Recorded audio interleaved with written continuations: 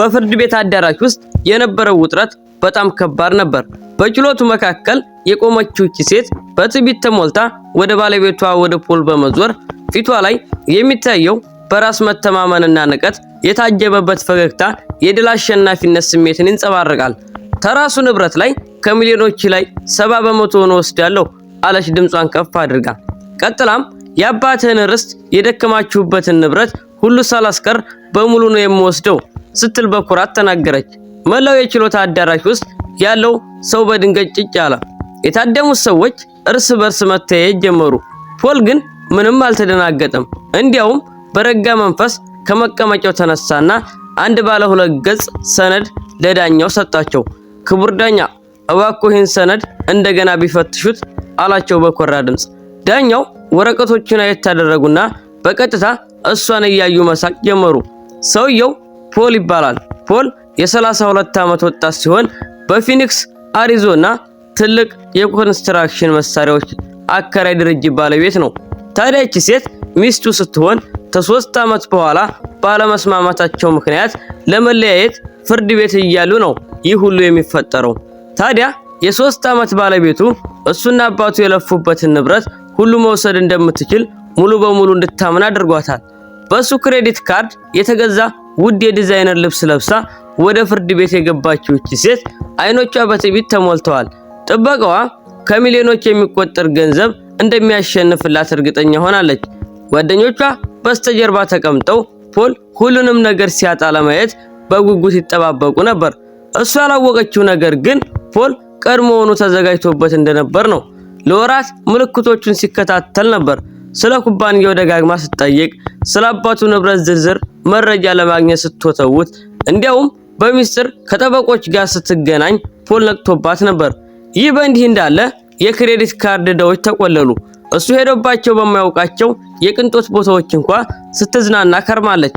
ያ ሁሉ ነገር ለትዳራቸው መንስኤ የሆናቸው ፖል ይህ ትዳር ገና ከመጀመሪያው ለጥቅም የታቀደ ብቻ ሊሆን እንደሚችል ገባው። አባቱ ከመሞታቸው በፊት መቼም የማይረሳው ምክር ሰጥተውት ነበር።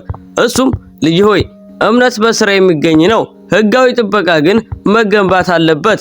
አንዳንዴ ላንተም በጣም ቅርብ የሆኑ ሰዎች በበለጠ ልትጠነቀቅላቸው የሚገቡ ናቸው የሚል ነበር። ስለዚህ እሷ ፍርድ ቤት ውስጥ 70 በመቶ ይደርሰኛል ብላ በጮኸች ጊዜ ለዚህ ፖል ምንም አልተደናገጠም ነበር። ምክንያቱም ከወራት በፊት እሷ ራሷ እጣ ፈንታዋን በሚወስነውን ያንኑ ሰነድ ፈርማበት ነበር። ግን እሷ አሁንም ቢሆን የምትወስድ እርግጠኛ ናት። ፖል ምን አይነት ሰነድ ይዞ ይሆን? ንብረቱንስ ያስመልስ ይሆን ወይስ ሙሉ በሙሉ እሷ ትወስድበታለች? ሙሉ ቪዲዮውን እስከ መጨረሻው ተከታተሉ።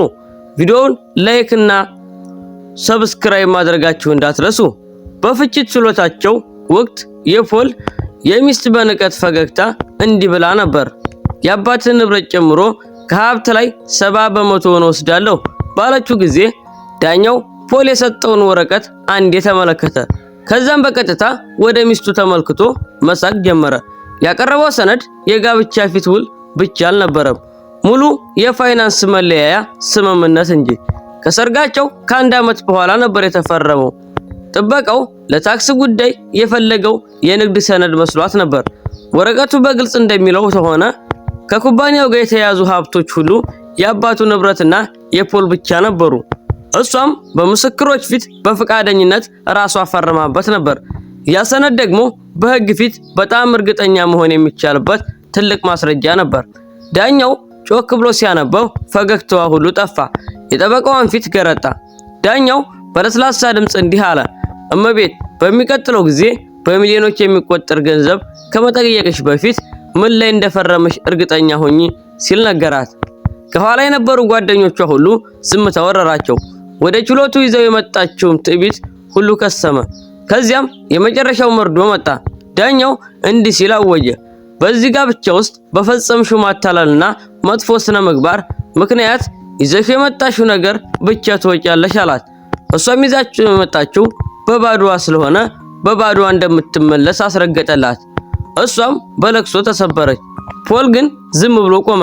አባቱ በአንድ ወቅት የነገረውን እያስታወሰ በጥበብ የተገነባ ጥበቃ ሁልጊዜም ከተንኮል ይልቅ ይቆያል እያለ ነበር። በዛን ቀን ፖል ጉዳዩን ማሸነፍ ብቻ ሳይሆን የአባቱን ቅርስ አስጠብቋል። እናም አንድ እውነት ተረዳ። ያለ አክብሮት ያለ ፍቅር ምንም ፍቅር አይደለም። በገንዘብና በስግብግብነት የተገነባ ፍቅር ዞሮ ፈራሽ ነው። ቪዲዮ ከተመቻችሁ ላይክ እና ሰብስክራይብ ማድረጋችሁ እንዳትረሱ። ይመቻችሁ።